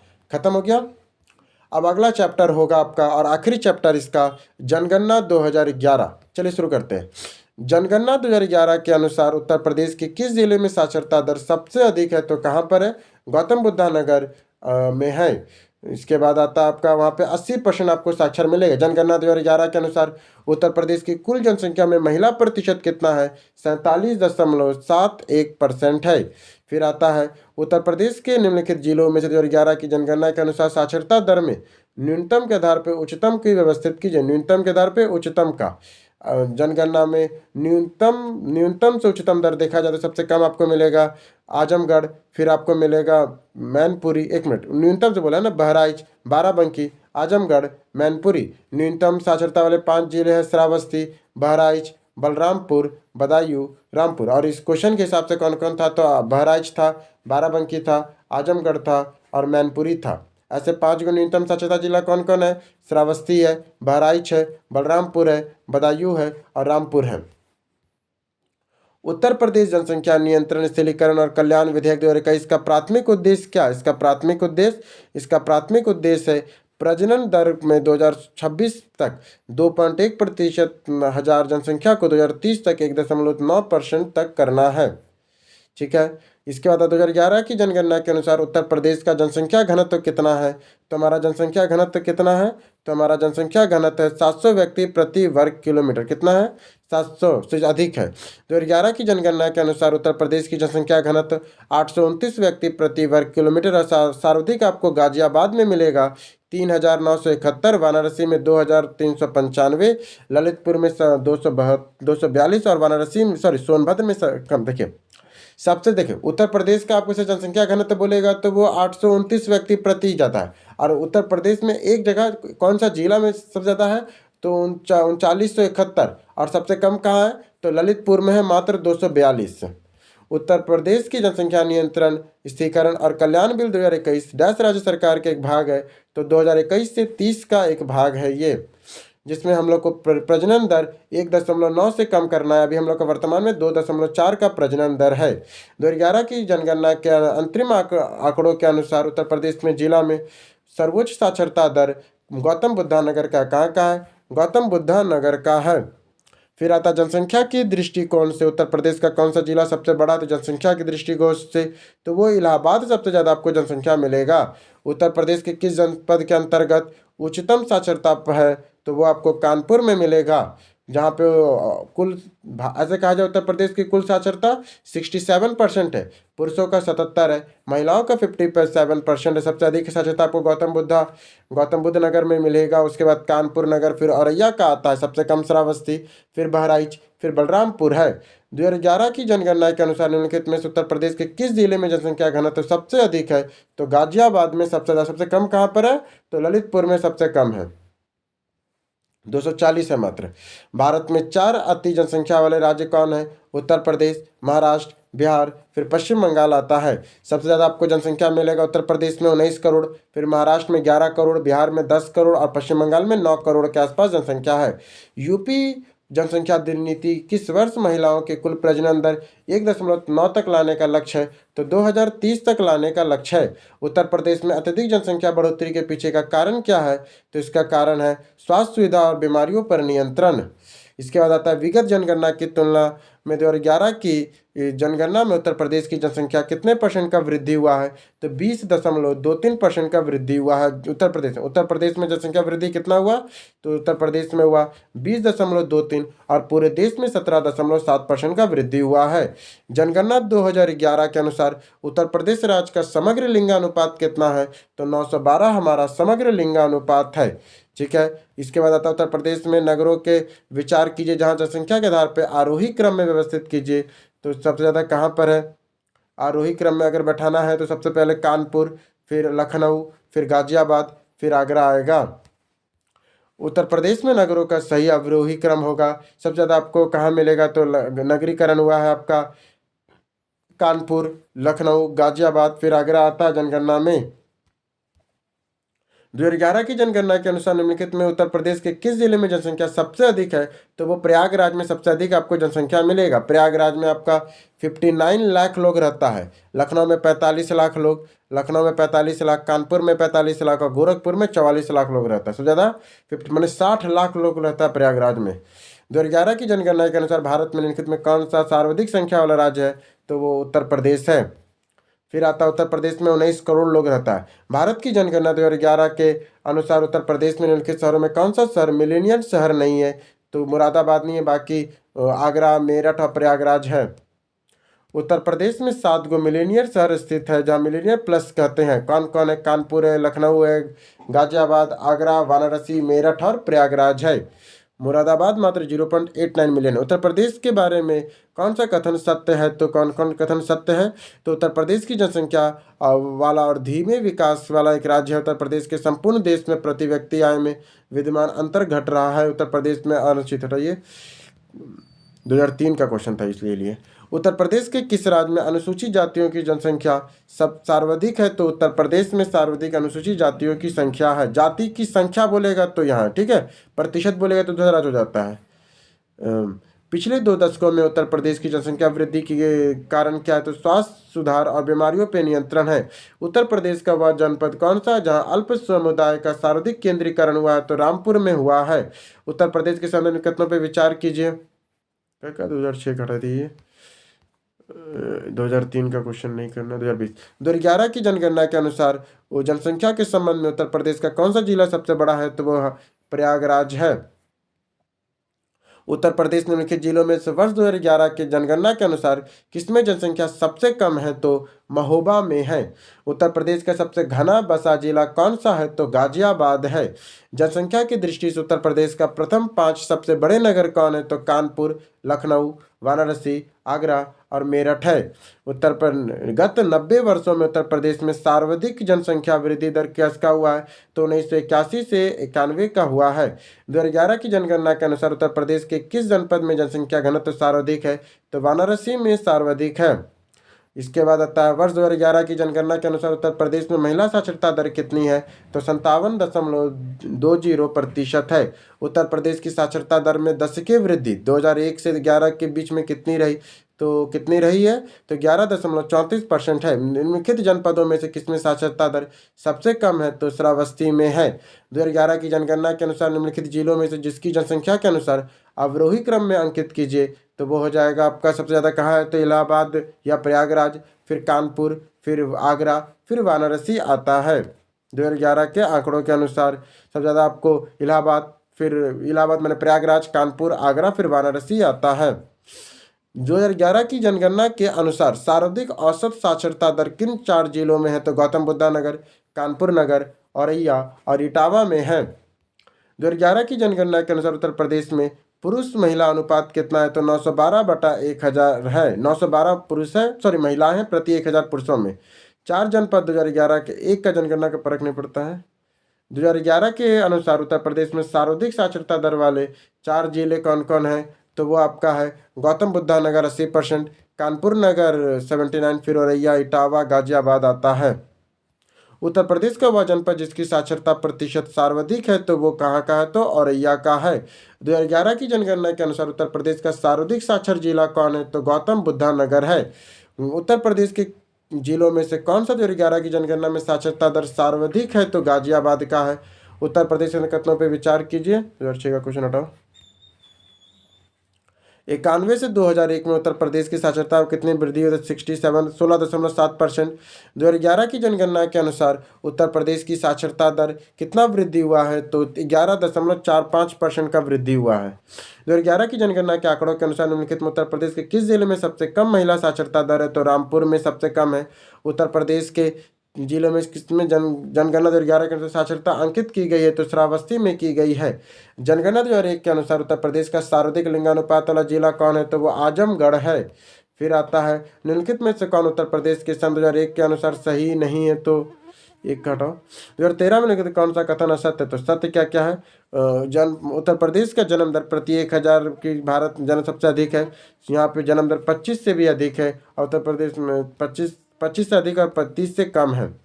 उत्तर प्रदेश की जनसंख्या संद्रन पाया जाता है आपका कानपुर जनपद में 1472 लोग हैं। इसके बाद आता है आपका उत्तर प्रदेश में लिंग अनुपात में विभेद सर्वाधिक रूप में घटा है 1991 से 2000 में। देखिए 1991 में लिंगानुपात कितना था? 1991 में आपका 908 था, 61 में 907, 71 में 876, 81 में 892, फिर 76, 98 पहले घटते गया। फिर जो 1991 से 2000 आया वहाँ पे आपका लिंगानुपात बढ़ा, फिर 76 से 98, अब 912 हुआ है। उत्तर प्रदेश में 10 की वृद्धि दर उच्चतम कब था? तो 1991 से 2001 में 10 की वृद्धि दर सबसे उच्चतम था। उत्तर प्रदेश में नगरीय जनसंख्या का उच्चतम वृद्धि दर रही है 1991 से 2001 के बीच में। फिर आता है 2011 की जनगणना के अनुसार उत्तर प्रदेश में महिला आबादी के कुल कितना है? तो 48% है। 2011 की जनगणना के अनुसार उत्तर प्रदेश राज्य में कुल जनसंख्या में ग्राम जनसंख्या का अधिकांश कितना है? तो 77.8 है। उत्तर प्रदेश के कुल आबादी में भारत की आबादी कितना है? तो 16.4% है। जनगणना 2011 के अनुसार उत्तर प्रदेश की साक्षरता दर कितनी है? तो 67.68 है। जनगणना 2011 के अनुसार राज्य में सर्वाधिक और न्यूनतम जनसंख्या वाला जिला कौन है? तो सर्वाधिक आपको इलाहाबाद और सबसे कम महोबा में मिलेगा। 2011 की जनगणना के अनुसार उत्तर प्रदेश में सर्वाधिक साक्षर जनपद कौन सा है? तो कानपुर नगर है। 2011 की जनगणना के अनुसार जनसंख्या के संबंध में उत्तर प्रदेश का कौन सा जिला सबसे बड़ा है? तो इलाहाबाद प्रयागराज है। 2011 की जनगणना के अनुसार उत्तर प्रदेश की जनसंख्या में वृद्धि प्रतिशत वाला राज्य कौन है? तो 20.23% है। जनसंख्या की दृष्टि से उत्तर प्रदेश राज्य का भारत में कौन सा स्थान है? तो प्रथम स्थान है। अगला क्वेश्चन आता है आपका 2011 की जनगणना से उत्तर प्रदेश का लिंगानुपात कितना है? तो 912 हमारा लिंगानुपात है। उत्तर प्रदेश राज्य में किस जनपद में लिंगानुपात सबसे अधिक है? तो वो जौनपुर में आपको सबसे ज़्यादा मिलेगा। ऐसे कहा जाए तो अभी आजमगढ़ में सबसे ज़्यादा 1019 है, देवरिया में 1017, गोरखपुर में 950 और जौनपुर में 1024 है। जौनपुर में कितना है? 1024 है लिंगानुपात। जनगणना 2011 के अनुसार उत्तर प्रदेश की जनसंख्या कितना है? तो 19 करोड़। अब 19 करोड़ के आसपास उत्तर प्रदेश, अब तो 25 करोड़ हो गया है। उत्तर प्रदेश के सर्वाधिक जनजाति जनसंख्या वाला जनपद कौन है? तो सोनभद्र है। सबसे ज़्यादा आपको जनपद जनजाति कहाँ मिलेगा? सोनभद्र में मिलेगा। 2011 की जनगणना उत्तर प्रदेश आबादी क्या है? तो लगभग में 200 मिलियन है। 2011 की जनगणना के अनुसार उत्तर प्रदेश के किस जिले में जनसंख्या सर्वाधिक है? तो हमारे इलाहाबाद प्रयागराज में है। 2011 की जनगणना के अनुसार उत्तर प्रदेश में कितनी प्रतिशत आबादी ग्रामीण क्षेत्रों में रहती है? तो वह आपका 77.73% रहती है। उत्तर प्रदेश भारत का सबसे अधिक आबादी वाला राज्य है। जनगणना 2011 के अनुसार किस संख्या के अनुसार सबसे अधिक घनत्व वाला किलोमीटर? 829 है। जनसंख्या के मामले में उत्तर प्रदेश भारत के राज्यों में किस पायदान पर है? तो पहले पायदान पर है। उसके बाद आता है उत्तर प्रदेश की राजधानी लखनऊ की साक्षरता दर क्या है? तो लखनऊ की साक्षरता दर कितनी है? तो आपका लखनऊ का कितना है? 77% है। 2011 की जनगणना के आधार पर उत्तर प्रदेश का राज्य की जनसंख्या घनत्व कितना है? तो अभी हमारा 829 व्यक्ति है। जनगणना 2011 में उत्तर प्रदेश का बाल लिंगानुपात कितना है? तो 902 बाल लिंगानुपात है। किस भारतीय शहर में भारत का पहला प्रमाणित ग्रीन म्युनिसिपल बॉन्ड जारी किया है? तो गाजियाबाद ने किया है। इस तरह करके ये बुक हमारा खत्म हो गया। तब तक के लिए धन्यवाद।